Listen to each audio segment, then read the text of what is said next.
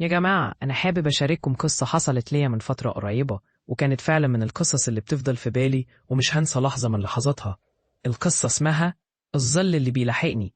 أول ما بدأت أكتب الكلام ده كنت قاعد في البيت لوحدي. الساعة كانت تقريبا حوالي 2 بالليل. الجو كان هادي وهادئ، بس في حاجة غريبة حصلت. كنت قاعد على الكرسي قدام الكمبيوتر وفجأة حسيت إن في حاجة ورايا، بس لما التفت مفيش حد.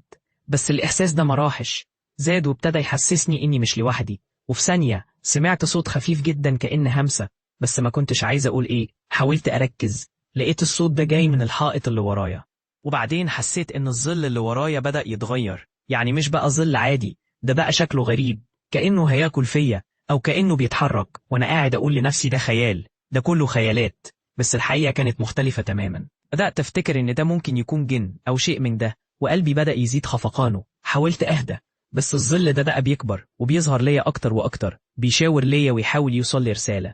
وفي لحظة حسيت إن الظل ده طالع من الحيط وكأنه كائن حي، بدأ يقرب مني وبدأت أسمع صوت خافت جدا بيقول مش لوحدك، أنا هنا.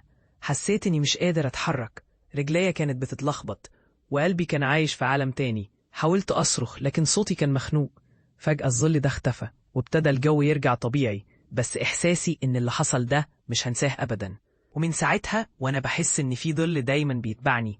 مش بس كده، ده ساعات بحس إن الظل ده بيتحرك معايا وكأنه بيشوفني، وده اللي مخوفني أكتر وأكتر. دي كانت قصتي يا جماعة، وإن كان في حد فيكم مر بحدوتة زي دي يقول لي إيه اللي حصل معاه، عشان أنا لسه مأثر معايا اللي حصل ده وعمري ما هنساه.